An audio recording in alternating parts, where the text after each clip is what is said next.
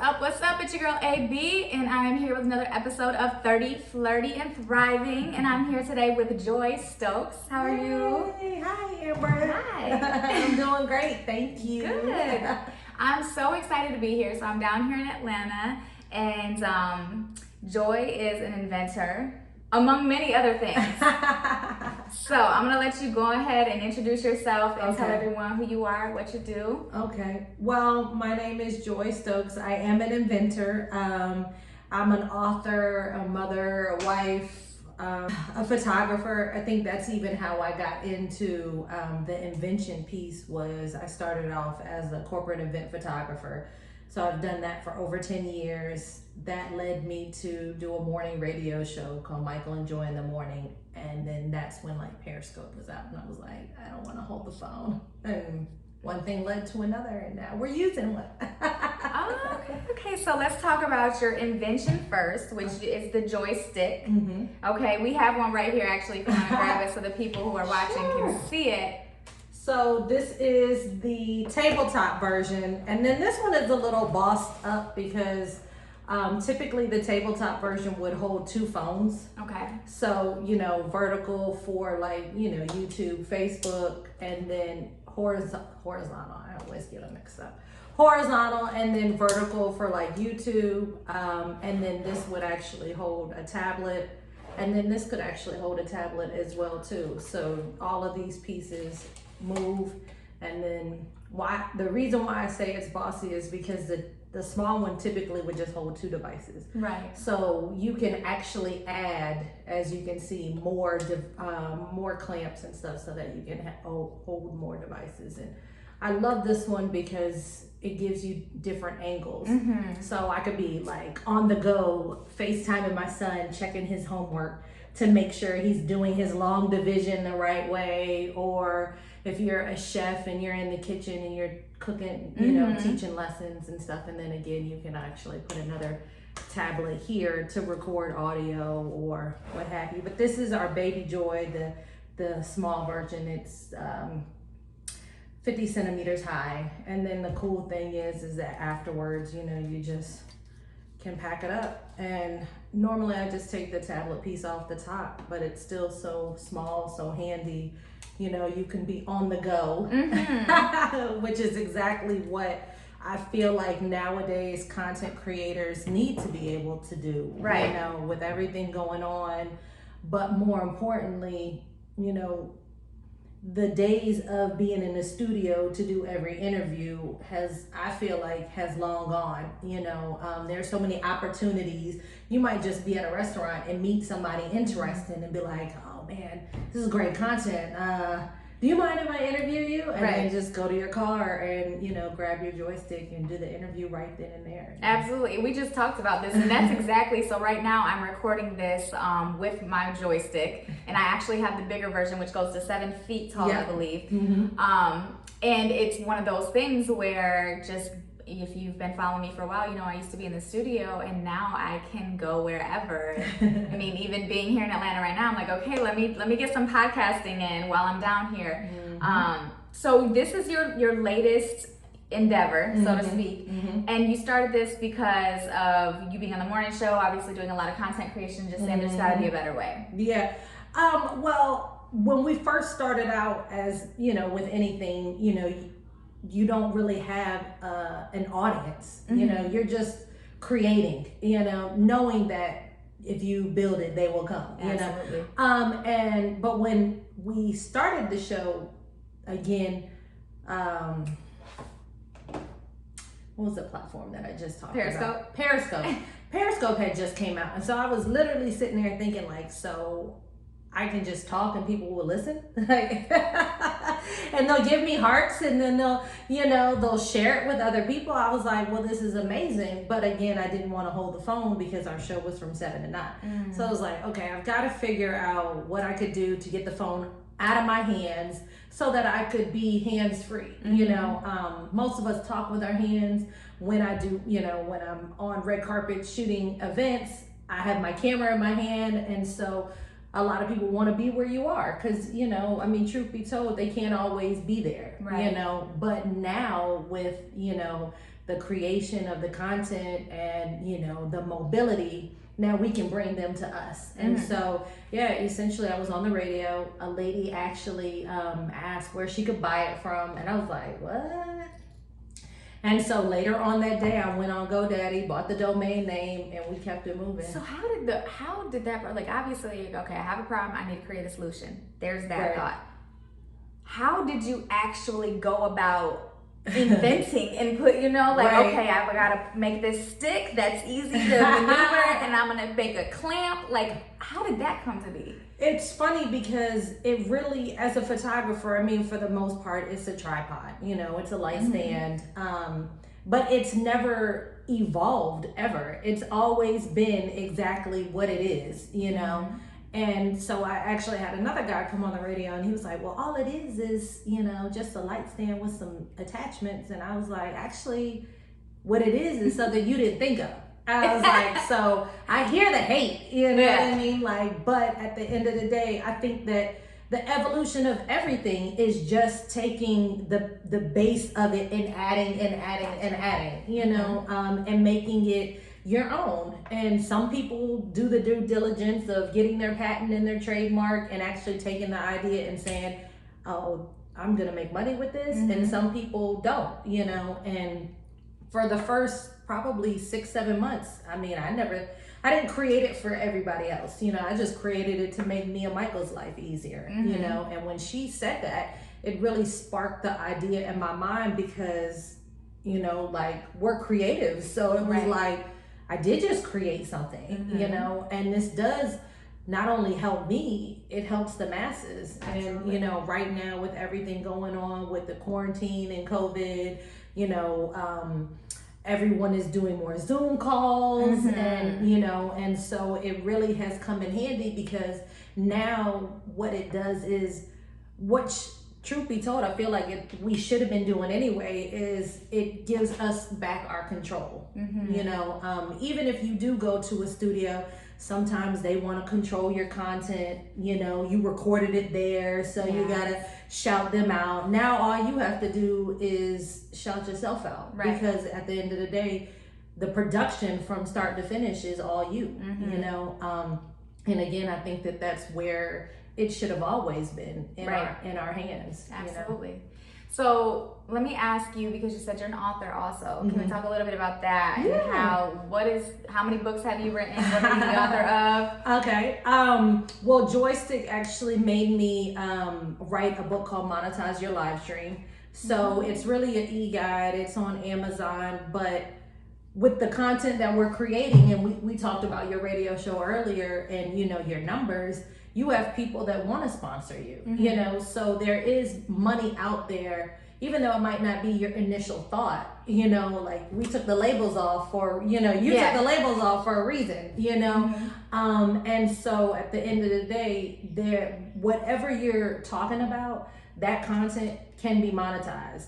I remember, you know, I used to tell my friends who had clothing lines when we were on the radio, because we were visual too, I said, send me a shirt, you know what I mean? Like, I'll talk about you, I'll promote you, I'll wear your clothes. And, you know, a lot of times you don't pay attention to that. But when we're watching a movie and all we see are Ford cars throughout the movie, we're like, oh, Ford paid for that. And so it's the same exact thing, you know what I mean? Like, and so I wrote that book. I taught a class called Are You Socially Fit? How to Properly Use Social Media, because we used to have a lot of people come on the radio and their headshots weren't right, you know, but they want to promote their business. And the unfortunate thing is we don't always give people a second chance. So it's like the product wasn't good or the cake wasn't good. Well, I'm never buying from them again, you know, or you go to their website and there is no website, or you look at their headshot and it's got a seatbelt in it, you know, and so you automatically, you know what I mean? Like, write them off, even though they might really be about their business, you know? And so I wrote that. I had a poetry book that I had been compilating since I was a kid. Every year, for the past 2 years, I've dropped something on my birthday. So last year I dropped the poetry book. This year, me and my son we've been working on a journal, 365 days How I Love You. And so we're dropping that on Saturday. So I'm really excited about it. Wait, so your birthday Saturday? It is. I'll be 40. So no more flirty 30. No more 30. That's okay. 40, 30 is fine. I was going to say, but you know, I'll be 40 and flirty and fly. There you go. I'll take it. And you know, I think for the most part, it's just how you feel. You know, like everybody's like, oh, you're joining the 40 club. I'm like, I guess. You know, right. I mean, on paper, yeah, but I don't feel 40. You don't look 40. You Well, don't feel 40, so you're good. You don't. It's like, so, you know, again, on paper, I'll claim it, you know, but other than that, you know, I definitely feel like, you know, you gotta take care of yourself, you know, and it's different because this time around, when I turned 30, I was pregnant with my son, and now I'm 40 and I'm pregnant with our daughter. So it's a different 40. That's so cool. It's a different 40 for me. So I think that's beautiful that you and your son are working on that journal. I'm excited actually. That's because my son is around the same age, so I think that's super cute. And you obviously your mind is obviously constantly turning because you're like, okay, the poetry book, and then I'm gonna teach people how to do this. I'm gonna invent this, and then the photography, that's creative as well.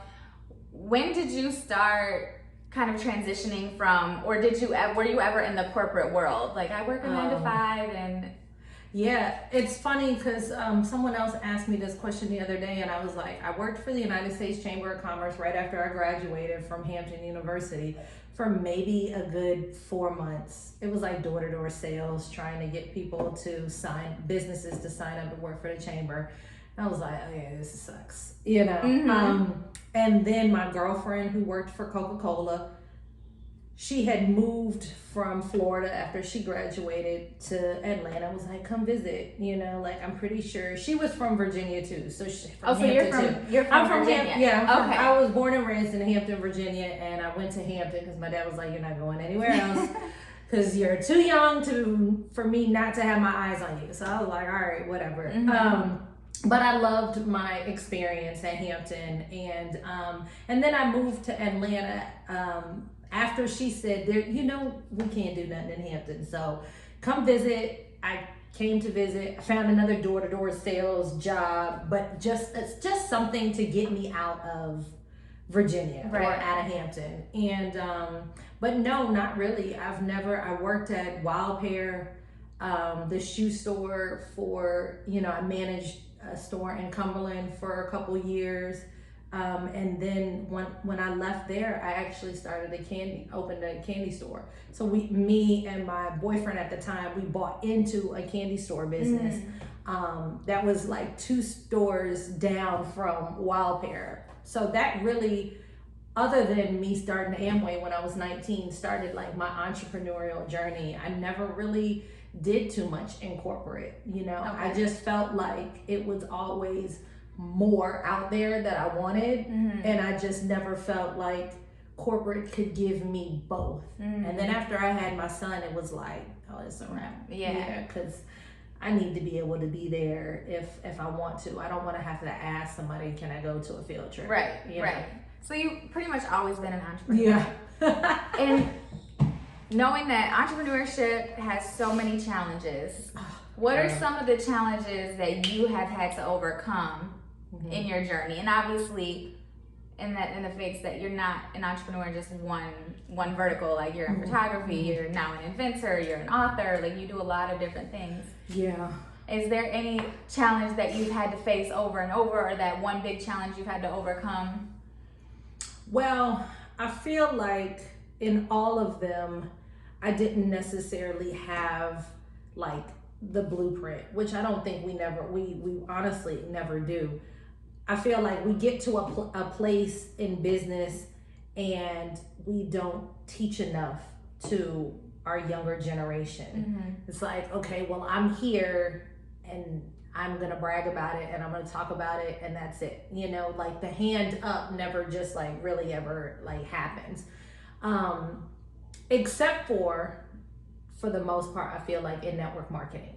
Because it's always if I help you, if I help enough people get what they want, then I'm gonna get what I want. Right. You know what I mean? Like, which in all actuality should be the game plan in everything. You know what I mean? Because even if it's just the gratification of knowing you helped somebody younger to go from not knowing to knowing, you know what I mean? But so I feel like that was one of the things, and we talked about it earlier, just trying to figure it out on your own, you know? And then when I finally got in a place where I was around other people who could, I don't feel like they did, you know what I mean? Like, and I've always been the type of person that, like, I'm not coming to you just to take. You know, if I come to you and I'm asking questions, I'm willing to give, I'm willing to work hard. You know, I might not be the best photographer, but I'm gonna outwork, you know, whoever in that capacity when I'm in that arena. You know what I mean?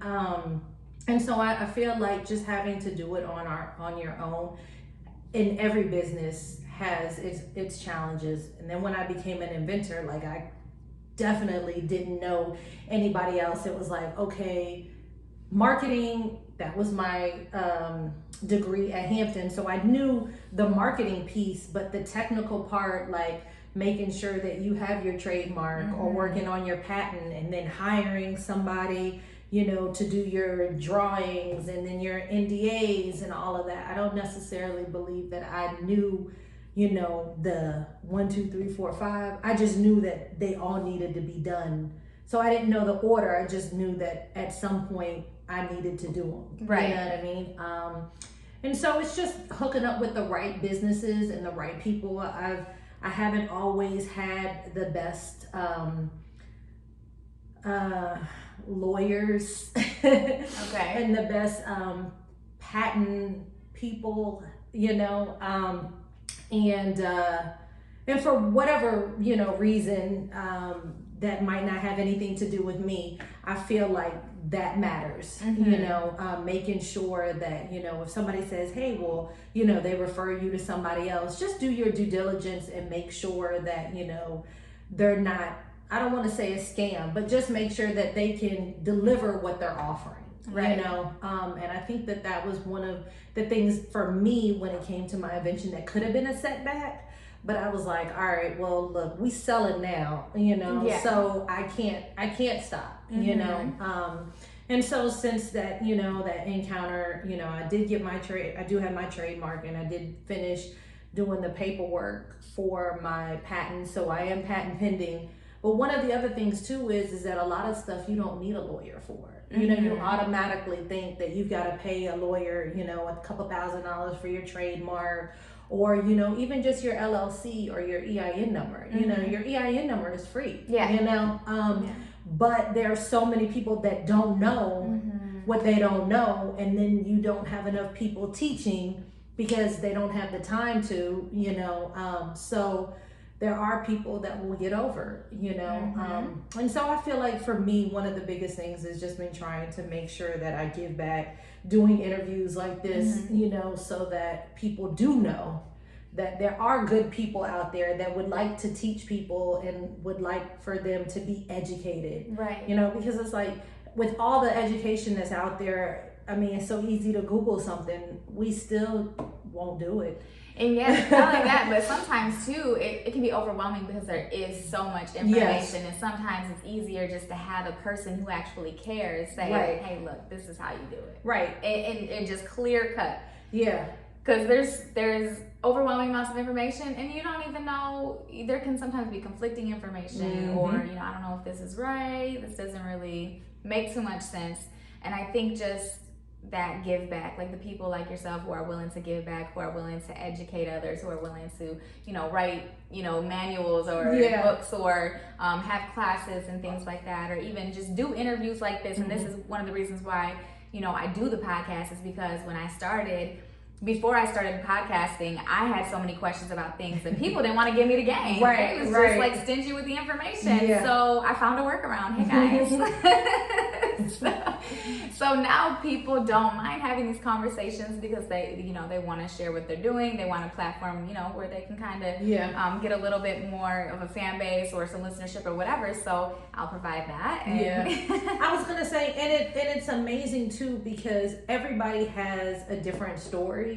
but for the most part, if you break it all down, it's still the same. You know what I mean? Like, we want it better for ourselves, we want better for our family. So we, by any means necessary, you know, like on the good side, you know what I mean? Like, not the illegal side, but on the good side, we're trying to figure out what it is that we have to do to make sure that our family, you know, is taken care of. Right. And for me, and I know for Ken, you know, it was not just these babies, you know what I mean? It's like generation. I mean, it's always been like generational wealth. What can I pass down? What can I know that at the end of the day, you know, later on, you know, my grandkids can be like, oh man, my grandmother met this person, or my grandmother did this, or my grandfather did that.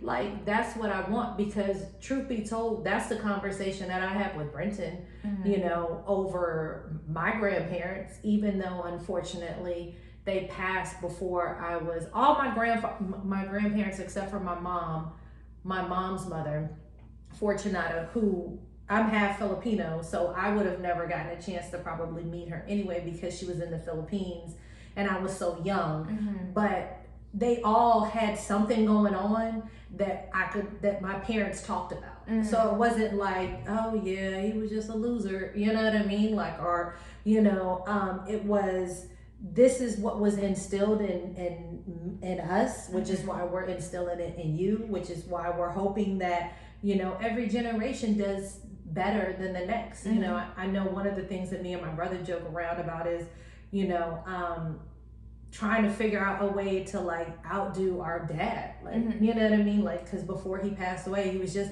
an amazing person, you know, outside of him being our father. Like, if you just look and talk to other people, he just gave so much, he did so much, you know, and he was convicted in what he believed in, and he would stand up for that. And so it was like, golly, you know what I mean? Could you not make it so hard? Right. You know what I mean? Do that, right? Right, exactly. But we've learned that at the end of the day, it's not about trying to outdo him. It's just trying to pass his legacy. Absolutely. And so, you know, that's one of the things that I know that me and Kim, we just want our kids to know that, look, we stood for something, and after it's all said and done, we just want to pass what we've learned onto you, so that you can, you know, the trickle effect, so that they can do the same exact thing. So you mentioned that you are half Filipino, so you're half Filipino, half Black, right? Obviously, you're a woman. Yes. Do you feel right now there's so much going on in the world with Black Lives Matter and protests and there's racial tensions and so much. Do you feel any added pressure or responsibility because of your gender or your race in terms of what you're contributing to the world or to the community? I feel like what I, as a woman, a Black woman, a mixed woman, I feel like my due diligence is making sure that our children understand how important their culture is, and how important, you know, just being safe overall is. You know, a lot of the things that we're seeing on the news, and a lot of the things that happen, like, the actual person, they didn't do anything wrong. You know, and so it's just being mindful that we have to make sure that even though it might look like we're in the wrong, we're still abiding by the laws, because unfortunately that's what we don't have a choice. You know what I mean? The laws are the laws. I do feel like, you know, unfortunately I can't go out, I can't protest, I can't, you know, be out in the streets the way everyone else is, but I do feel like it's very important for people to understand that, you know, we as a culture, we've been through a lot. It goes back to, you know, when I talked about the content creation, people have been stealing from our culture forever, you know, and so when I talk about owning, you know, your content, it has a very similar, you know, premise, because we need to understand what that culture is. You know, I was watching something and the lady was like, you know, at least you know where you're from. You know what I mean? Like, we don't even know where we're from. When I went to Africa, some of the kids that I was meeting, they didn't even know how old they were. You know, they didn't have any paperwork. They didn't have any, you know, they didn't know their birthday. Wow. You know, so I had went to Liberia on a missions trip, and we were in the schools, and it was just crazy to think that, you know, the country hadn't been in war for so long that, again, they had no paperwork to know their names, you know, their birthdays, who their parents were, where they came from, what hospital they were born in.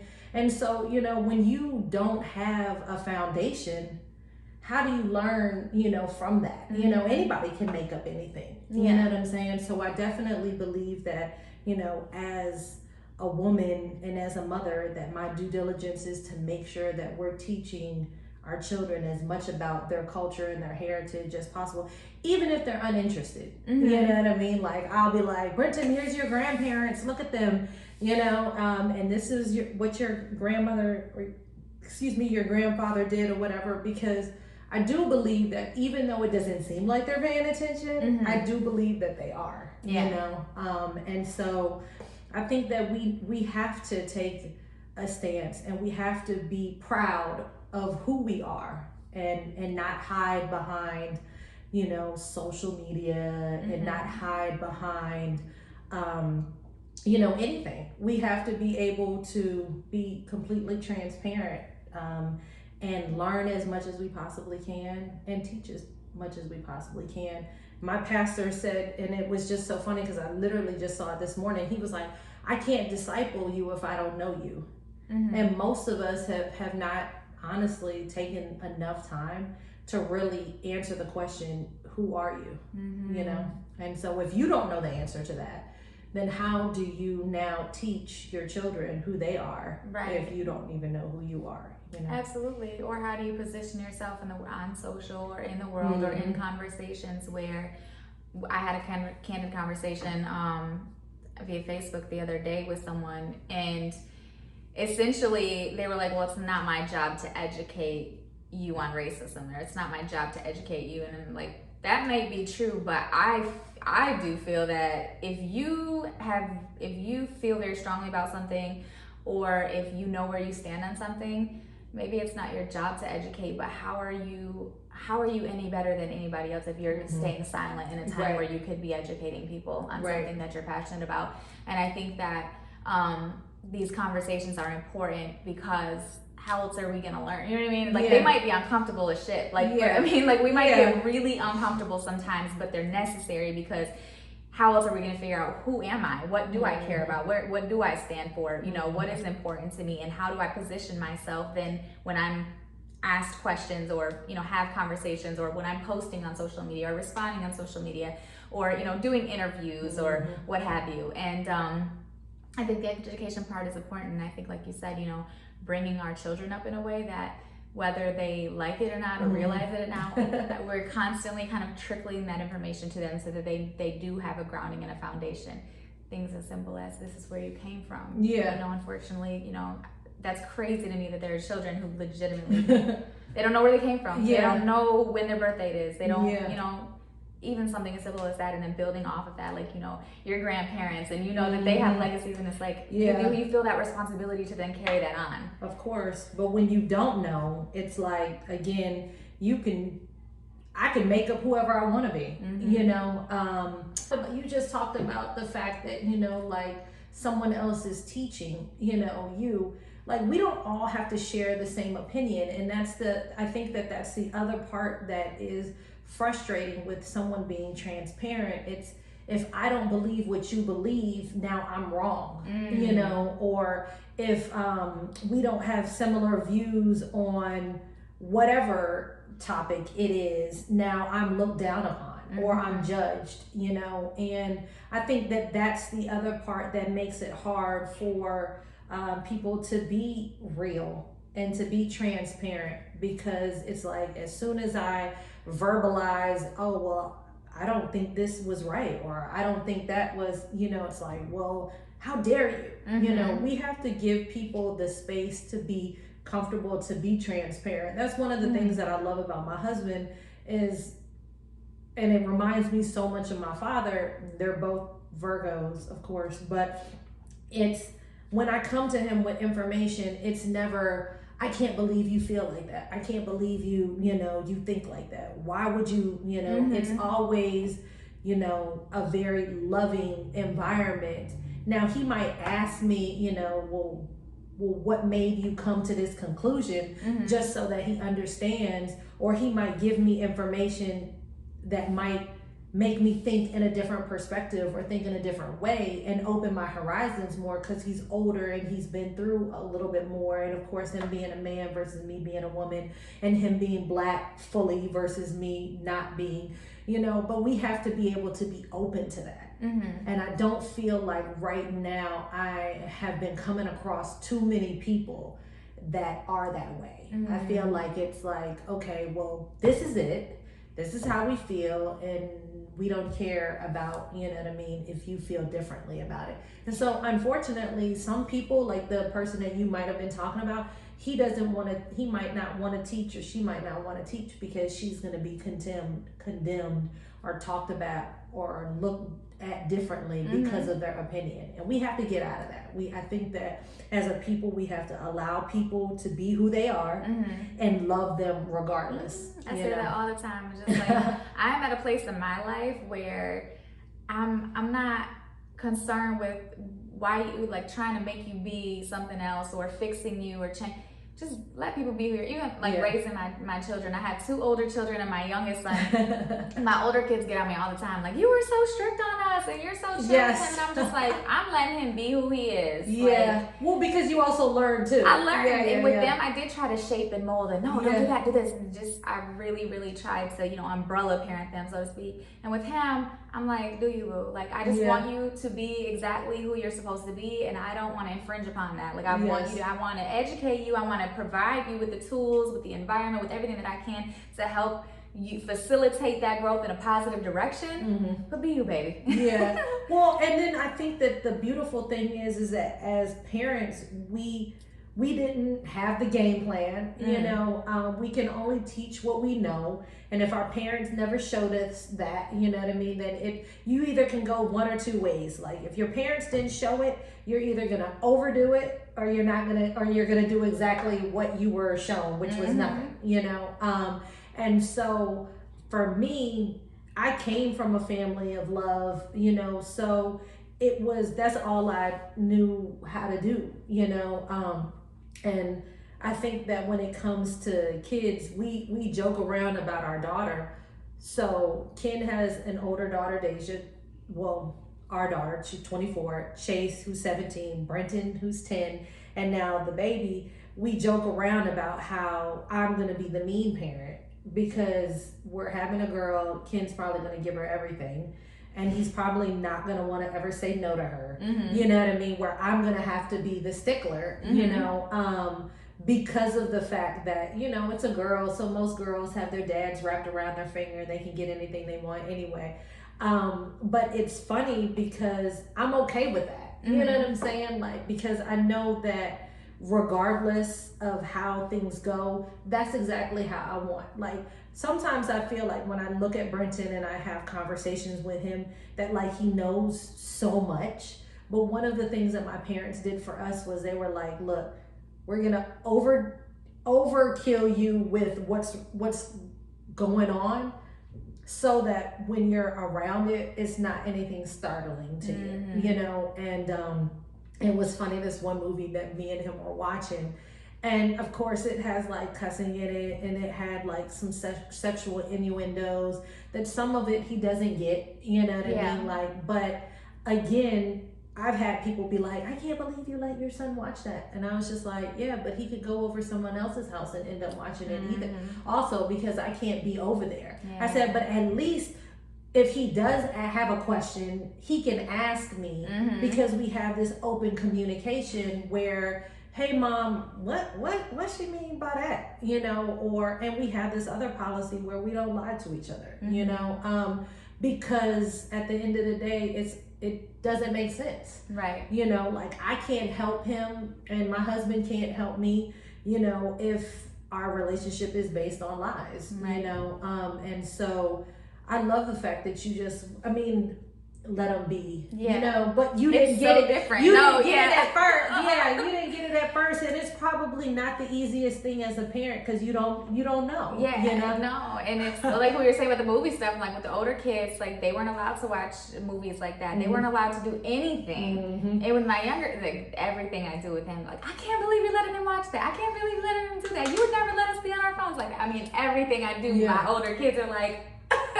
But Ken said the same thing. He's the oldest and he has a younger brother and a younger sister.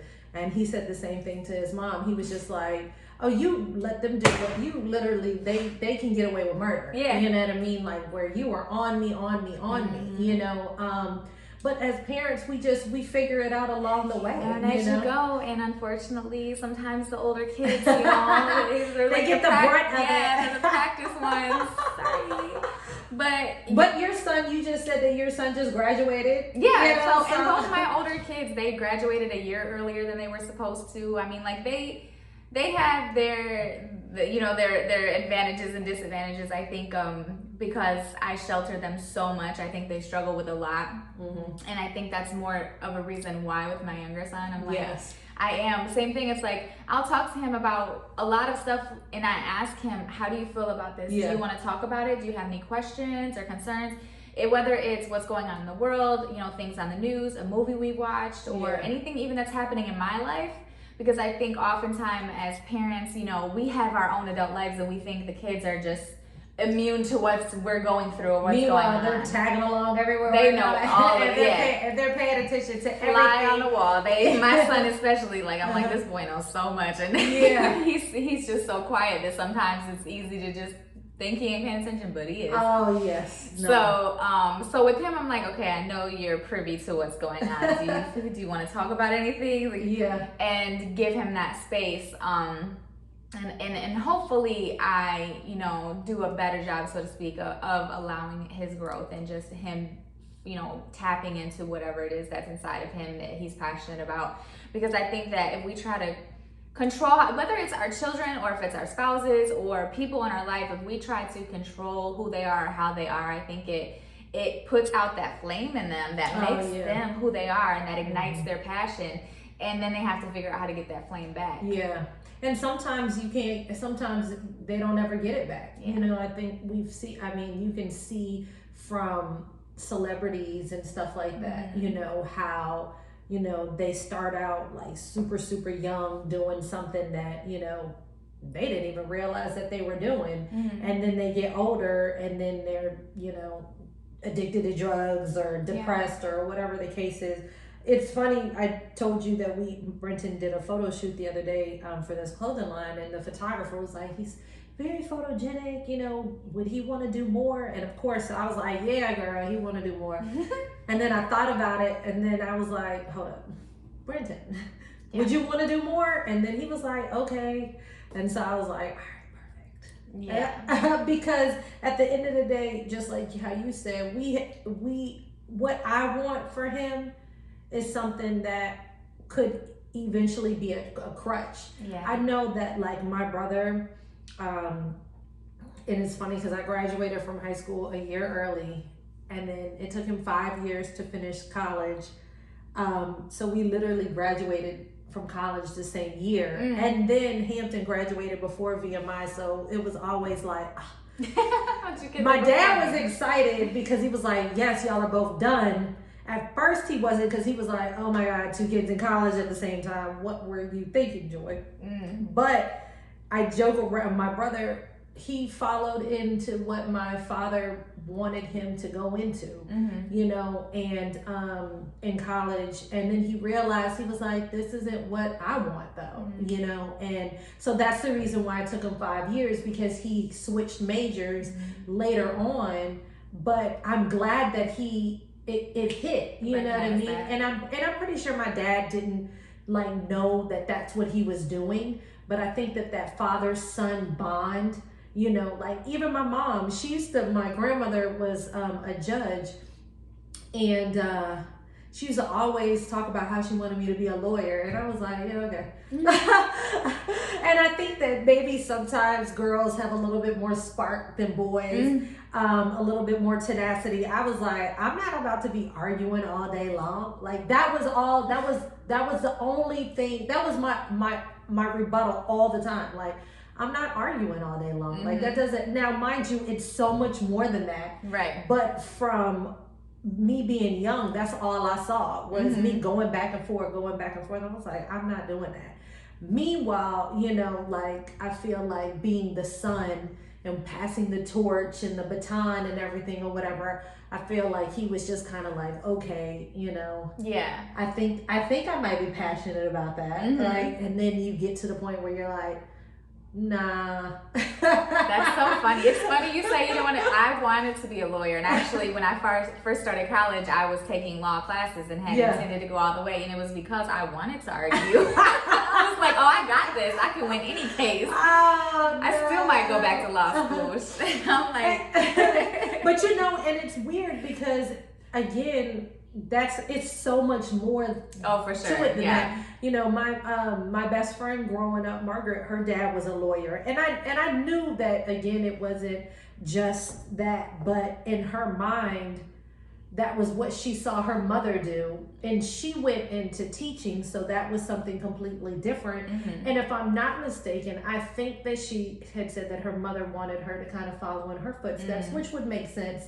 She was the oldest, my mom being the oldest, and because maybe she didn't do that, maybe that was the reason why it was like, okay, well, you're gonna do it. Right. And I was like, no, not happening. My mom's like 5 feet tall, maybe 4'11", so I was like, no, I'm not.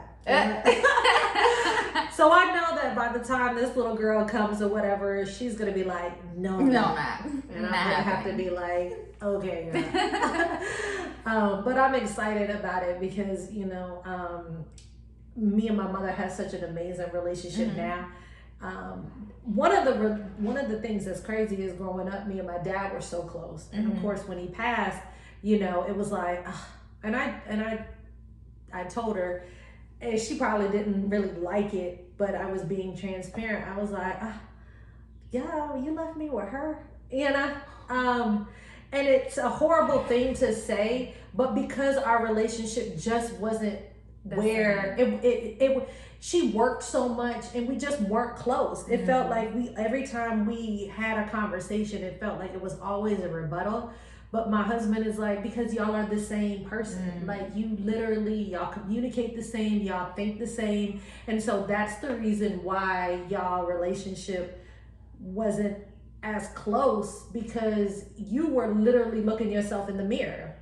So do you feel like God's plan, like, okay, because your dad passed and left you with her, now you had this opportunity to really nurture this relationship. And even though we're still the same, it's still an amazing Like literally got off the phone with her the other day, and I was like, oh, now I know why my husband sometimes is like, I can't talk to you. So I was like, oh my God, it was so draining. And I know she feels the same exact way, because sometimes she'll be trying to like get off the phone, and I'm like, no, I still want to talk. Right.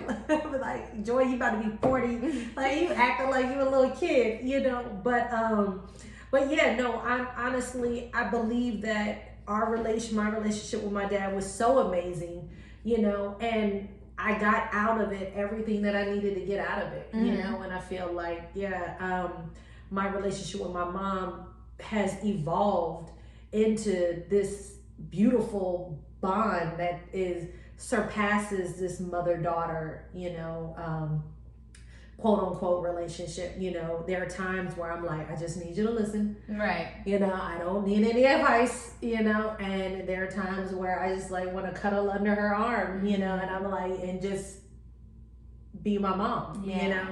And I don't think I would have ever gotten to that had my father had he not passed away when he did, because he was always that go-to, you know, like even as a grown, you know, daughter, I'd come home and I'd like get in his lap, you know what I mean, while he's in his chair. And so no, I don't think that our relationship would have ever evolved. And so, you know, as much as, you know, you hate losing a parent, you know, it took me a minute, but I understand why. Right. You know, and even to the point where when he passed, you know, I never wanted to leave Virginia because my parents were older. So it was like, if I leave, what if I can't be there? You know?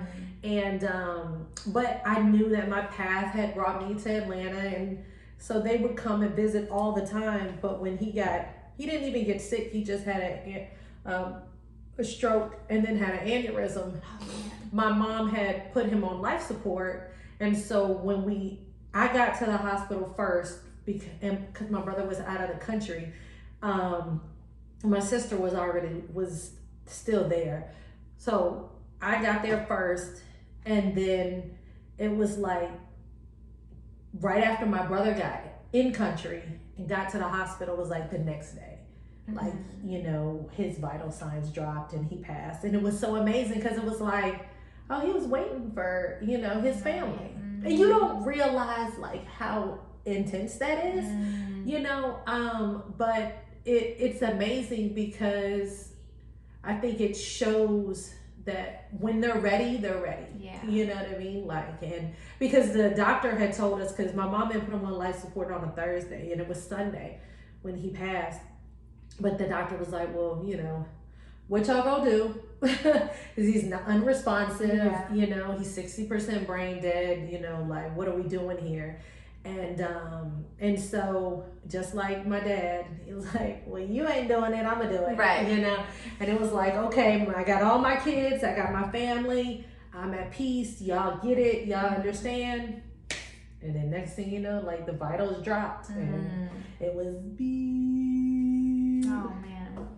But it took me, I think that, you know, as much as we hate to deal with grief and deal with death, I think that there is a growth in it. Absolutely. You know, and so I'm thankful, even though I still get emotional. I was like, I'm about to cry.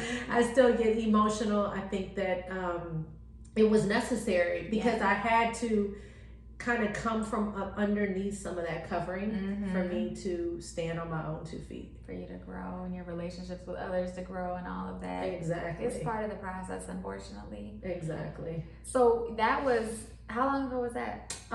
2004. Okay, so then you were already in Atlanta at that time. I was already in Atlanta, and it was crazy because Brenton was actually supposed to be born on the day that we buried my father, and I was like, Lord, don't do that to me. I was like, so Brenton was actually born on April 2nd, a Good Friday, and we had buried my father on the 12th. So he didn't get to even meet him. So no, he never got a chance to meet him. So, which is another reason why I believe, like, you know, it's so important to instill in them, you know, hey, this is who your grandfather was. You know, we have like press clippings, like me and my dad we used to write to each other. There's a postcard on the refrigerator on the side that he wrote to me, you know, and so it's little stuff like that. Like I write to Brenton too, like I'll mail him letters. You know, one of the reasons why the journal was kind of like important to both of us or whatever, because I want him to have something that he can go back to when I'm not here. So obviously that your writing and even the poetry book you're about to drop on Saturday was inspired by your father and your relationship. What other sources of inspiration have you had that you feel have brought you to where you're at with all of your endeavors? My dad, I think that he had a camera as well too when he was younger. Okay. So he had a print shop outside of being the principal at a school which is funny because he hired my mother to teach with all types of intentions in mind. That's how I usually do. With all types of intentions. He knew exactly what he was doing. But then she was like clueless, like whatever. Gave him no play, not even the time of day, like whatever. And then, you know, now if you talk to her about my dad, she's still smitten, you know, which is beautiful. But I think that just that relationship, knowing that even when I got married to Ken, I told him in my mind, I had told my mom and one of my friends, my therapist, like maybe a year before, that I'm okay not getting married. So to come full circle 2 years later, I'm married, I'm about to have a baby, you know. It's just interesting because it just shows you that, you know, what do they say? Make plans and God laughs, you know? So it was like, no, that's not the plan I have for you. Just like right now, there's a cardinal outside the window. Like, that's the Virginia state bird. So I'm like, hey, Dad. Pretty much, yeah. The light flickers inside of our bathroom, and my dad, his spirit always comes to me in lights, and so it'll be like the most weirdest situations. But at my old townhouse before, I would turn onto the street, and one of the lights would go out, and then when I got to the front door, the light would come back on. And so it was like, he's still watching over me.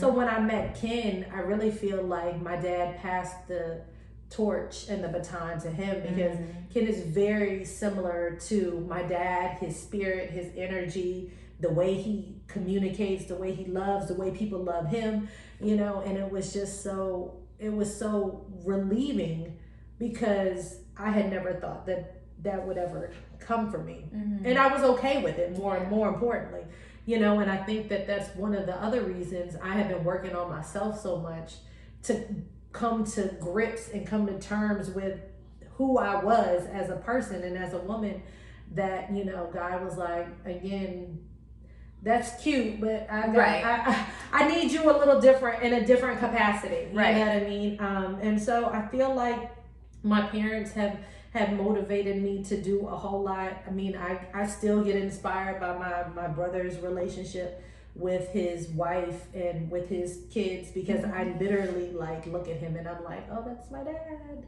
Like, super dad. Kid jokes around, he's like, here goes number one dad.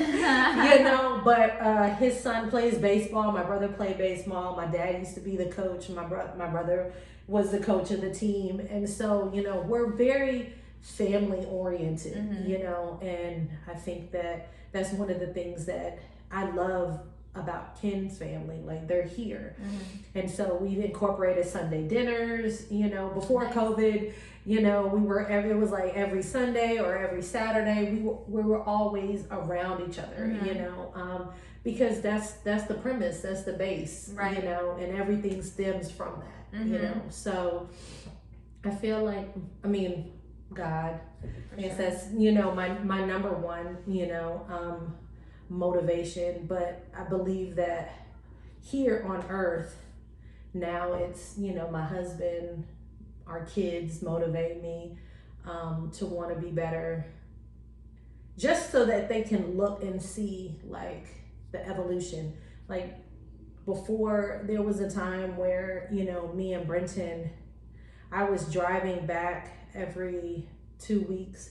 He would spend time with his dad. He would spend time with me in Virginia. So when I would come, I was renting my townhouse out. So we were sleeping on my girlfriend's couch or a different girlfriend. So to see the evolution from him to a place where, mommy, I don't want to live here. You know, like, I don't want to be at this girl's house, you know, to now, like, where we are, you know. I believe that that's the story within itself, you know what I mean? That where he can be like, my mama did that. You know what I mean? Like, she didn't give up. Like, she kept going. And so I never saw my parents give up. So I believe that instilling that into him and to our other kids, it, you know, just solidifies how important that factor is for, you know, for us, because it's easy to give up. It's easy to stop. It's easy to fail. Even like in your businesses, you didn't know about how to do the podcast, but you were like, I'm gonna figure it out. You know, it's all figure outable. Yes, that tenacity, that grit to keep going when things don't make sense or you don't know how to go forward. I think, absolutely, it is all doable. It is all ungiver-upable. Ungiver-upable. My dad, when he's heard that song, The Most Beautifulest, he was like, that's not a word. And I was like, it's okay. It'll work. So, well, I was going to ask you, what advice would you give? Obviously, besides don't give up. What advice would you give to people who are kind of trying to figure things out, and maybe they are in a transition, or they are in a place where they want to start a business, or they have a really great idea, they don't know what to do with it, and they're ready to follow their dreams, or they're ready to, find out what they're passionate about? What would you tell them? I would tell them to find a mentor, because I do believe that there are people that want to help, but we're so afraid that if we reach out to them that we're going to get rejected, because most of us hate being rejected, which is why the guy doesn't get the girl he wants. He gets the girl that, like he can get, because that, that self-esteem, that self-confidence, it all matters. And we don't want to be rejected. So the mentor that we want to go for, it's like, oh, okay, well, I want Tyler Perry to be my mentor, but I'm going to fall for whoever that person is, because I don't know who that would be. But I think that you should find a mentor, reach out to someone. Through social media, you can send them a message, DM them, but I definitely believe that discipleship and that leadership is there. And I think that there are plenty of leaders that want to help, and this is one of the things I used to tell my photographers. So I had built my company to the point where I have like 30 independent contractors throughout the country. So if I need a photographer in LA or New York or Hampton, I can reach out to them and say, hey, here's the gig. Go do what you got to do. Send me the photos, and I pay them next week. But there were maybe 5 out of the 30 that I actually said, I'll teach you the game. I'll teach you how to do what I'm doing with you guys, but only if you ask. Because you don't want to teach somebody who doesn't want to learn, right. And so they gotta want it. And so I feel like by reaching out to someone and saying, hey, Amber, I've seen your podcast go from this to this. Can you help me with mine? You know what I mean? Lets me know that you're taking some initiative. Right. You know what I mean? And I'm not having to pull it all out of you, So I would definitely say get a mentor, find somebody in your field, and not necessarily just one mentor. You might need a spiritual mentor, you might need a mental, a therapist. I mean, I've been going to therapy for years. Me and Ken go to therapy, because we don't know what we don't know, and we automatically assume a lot of stuff, when in all actuality, the root of most of our problems is from childhood. I was gonna say, it goes way back. It's not even what's going on right now. It wasn't you, boo. Yeah. You know what I mean? It wasn't the breakup 2 years ago. It was, right. The way that I was treated when I was 10. You know what I mean? I've always heard the devil's not going to do nothing new. He's going to bring up what he knows already works. All that stuff from the past. Exactly. And represent it in new ways, new people. Yes. It's the same. It's the same thing. And so we have to be able to be comfortable with, with our past. And I feel like sometimes, our past is like shackles. For sure. Yeah. And you'll never be able to be shackleless, if we don't come to grips with that. And it's interesting because I know this doesn't really have anything to do with the question that you asked, but that was one of the things that was so freeing about my relationship with Ken, and one of the reasons why I knew that he was home for me, and I knew that it would be okay to give this man the rest of my life and to give him all of me, because there was no judgment. It was like, well, you did what you did because that made sense to you at the moment. You know what I mean? And I feel like a lot of times, our past holds us, hostage. Absolutely. And, it was, okay, well, you want to know it all? All right, here we go. How much time you got? And when we did that, it was literally like a weight lifted off, because for so many years, people have used all of that stuff against me. Mm-hmm. And it made me feel some kind of a way because it made me feel as if I was unworthy.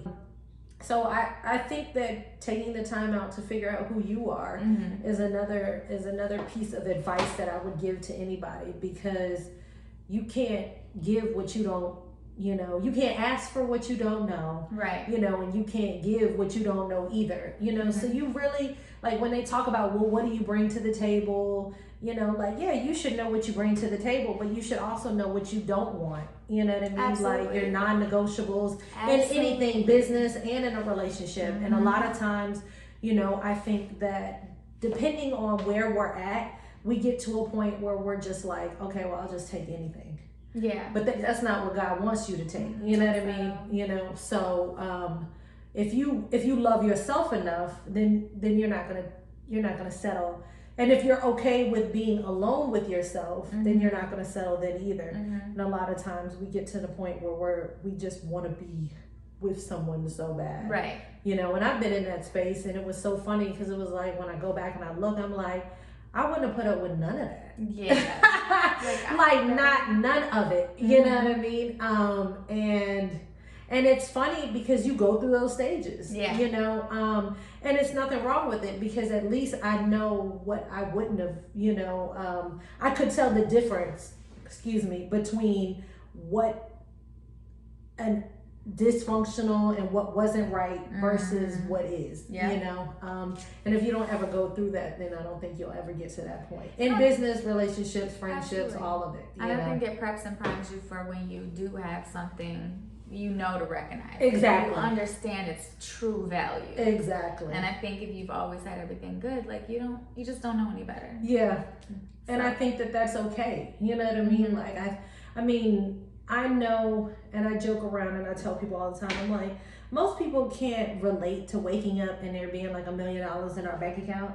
But if I tell you that, girl, I woke up today and my account was negative, they hit me with that bank fee, people be like, you too, girl? Yeah. And I'm like, so now I'm over here trying to Zelle money or transfer money from one account from my Cash App to PayPal. And yeah, most people can relate to that, but they can't relate to waking up with $1 million in their bank account, because it's not real to them, And so the transparency part is that we have to be able to be real. And not put on a facade. But to get to that point, you have to actually be living in the real. Absolutely. So I have a question based on that. So obviously you have a businesses. Mm-hmm. You are a public figure. I'll take it. And you have a brand. Mm-hmm. And how do you decipher that line between being authentic and this is too much, or does not align with my brand, but I want to keep it real, right, because it's part of my journey and it's part of that inspiration and motivation for others. However, I think that I'm still figuring that part out, because because I think that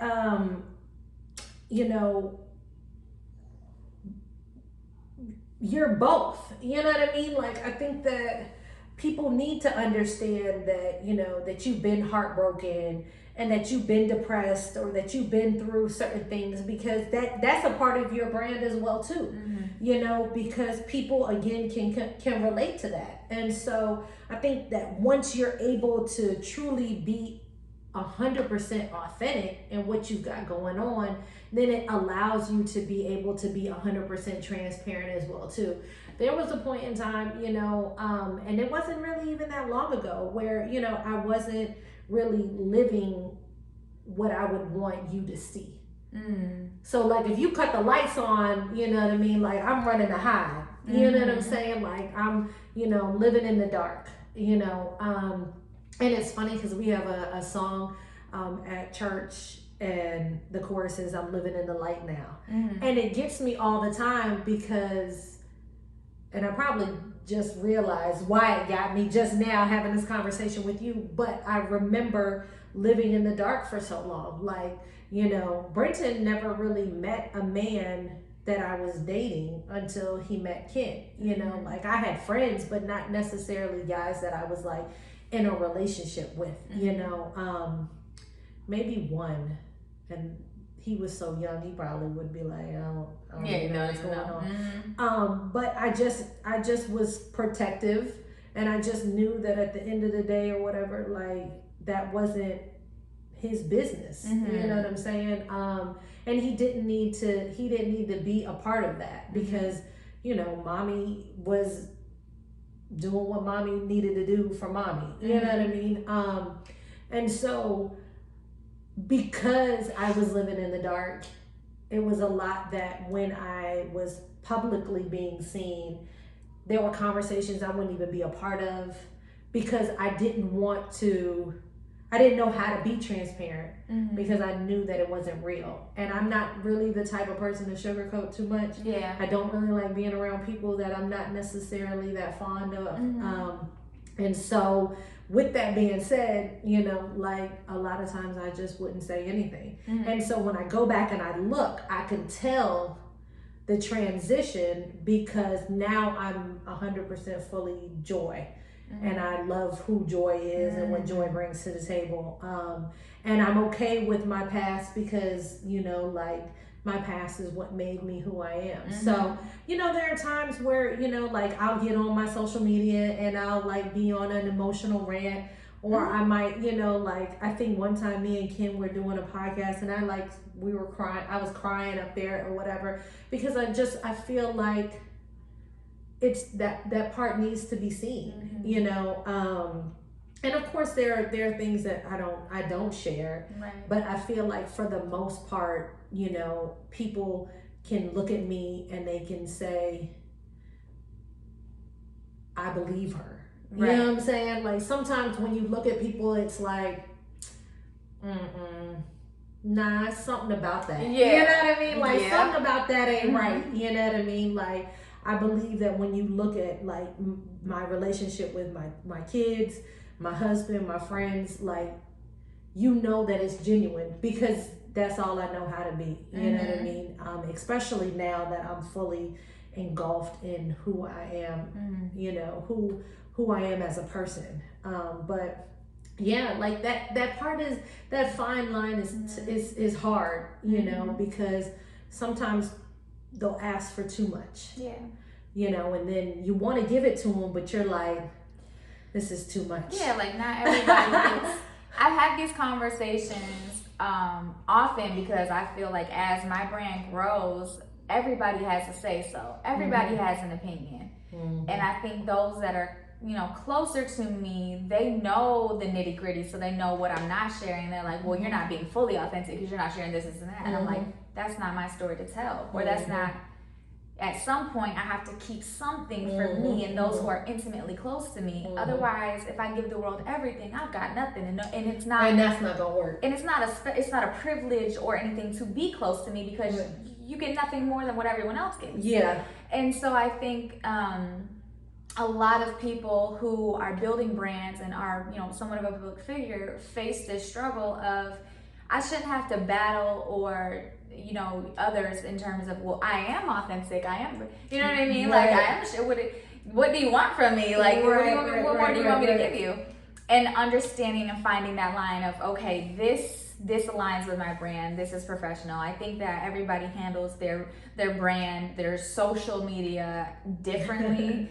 But I do believe that we all struggle with where's the line and what's too much to share, what's not enough, and what works for us. And I think ultimately it is just what works for you, what makes sense for you, because ultimately you got to answer to you. When you turn off your phone and social goes away and you're not answering business calls and all of that, you have to deal with you and those in your household or those who are intimately involved with you. So, and they have to understand. I mean, and you have to.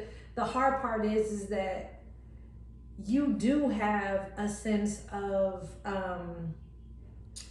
responsibility. As much as, basketball players and football players and baseball players going to be like, well, I didn't sign up to be a role model. Yeah, well, you did. Though. None of us did. Yeah. You know what I mean? Like, and not to say that because now you're getting paid, $20 million over 10 years or whatever, now you signed up to be a role model. No, you didn't. But at the same time, there are people watching. And there have been people watching since Michael Jordan played for, his middle school team. You know what I'm saying? Like, and the same with all of us. There have been people watching us since elementary school, and now you're at a place and they're like, dang, I didn't think Amber was gonna do all that. Yeah. You know people don't know what to do. They're like, yeah. They were like, man, I thought she was gonna tap out after that second kid. Or whatever. I had a conversation with somebody earlier today on Instagram, and he was like, dang, this person. I was like, yeah, I've been around, but like, I was so quiet and unassuming. People didn't even notice me. Like, I went completely unnoticed. You played the black background. For sure. So I knew I was in all the scenes. I knew the people. I just was quiet. I didn't involve myself in really anybody's business or, made myself known like that. So now that I'm kind of like, I got a voice, what's up? Everybody's like, dang, where you come from? Oh, I've been here. Hi, That's funny because that was the same with my mother. When my dad passed away, I don't want to say that she hid so much in his shadow, but he was who he was, and it was and his presence was so strong it commanded the room that you didn't realize that she was there with him. Mm-hmm. And so I remember saying to her after he passed, I was like, where does this person come from? Mm-hmm. And same as you, like, I've always been here, but at the same time, I knew that I didn't need to do all of that. Mm-hmm. You know what I'm saying? So it's amazing, how we end up sometimes coming into ourselves, not even realizing that that's what's happening, because we all bring something to the table, and it goes back to the role model thing. Mm-hmm. I think we all have a sense of responsibility, and we have to be mindful of the things that we say. Ken says to me all the time, you have to be mindful of what you say because you can change the energy. You can give something. Like, I have a very good reset button, but I could say something to you and change, like, mess up your entire day. And I've hit restart, and you still like this. Yeah. You know what I mean? Mm-hmm. And so it's just something that, I know that I have to continue to work on. Mm-hmm. And I think that that's one of the other reasons why it's beautiful to be in a marriage with someone who is your mirror, because you might know that you do something, but you might not be cognizant of it until someone else who loves you enough says, hey, you chew loud when you eat. Mm-hmm. And no, I didn't, But the thing about it is some random person or somebody could approach you with that same information and you not take it. But when it's somebody that you love, that loves you, that supports you, that is not, you don't have to worry about whether you can trust their intentions or their motive in telling you that. You receive it differently. Yeah. And sometimes there have been times where I've given him information about himself and he's given me information about myself. And the same with my friends, where I was just like, whatever. Mm-hmm. You know what I mean? Like, because at the moment, we don't want to hear it. Yeah. But we know. But in the back of your head, you're like. But we know that their intentions are right. Yeah. And so when we talk about wanting to be better every day, well, for me, I always want to grow every day in some shape, form, or capacity. And not literally, because I feel like I'm literally growing. I'm literally growing every day. But more on an emotional and spiritual level. Mm-hmm. I want to be the best Joy that I can possibly be. We're going to have to be open to criticism. For sure. Especially from people that we know want us to evolve and be better. Absolutely. And sometimes it's not always easy to decipher who those people are. Mm-hmm. But just mental note to self: you chew loud when you eat. and then just think later, you know what I mean? Like, if 10 other people tell you, then maybe the first person. And I remember my girlfriend, when she said it to me, we were living together, and I was just like, okay, my bad. Like, because it's like, what do you do with that? Right. Like, I chew loud. Okay, so now you're mindful of it, and now it's annoying as hell, because now you're trying to not chew loud because you don't want to offend, someone else. But, again, it's a growth process, and I'm pretty sure that there might have been something that she might have done, you know, that annoyed me that I told her about, you know, but when you're family and sisters, you know, we have to be able to be willing to take that criticism and not get offended by it, you know. It's not always easy, but you know, it is something that I feel like we should always be working on. Absolutely, it's necessary for growth. Yeah.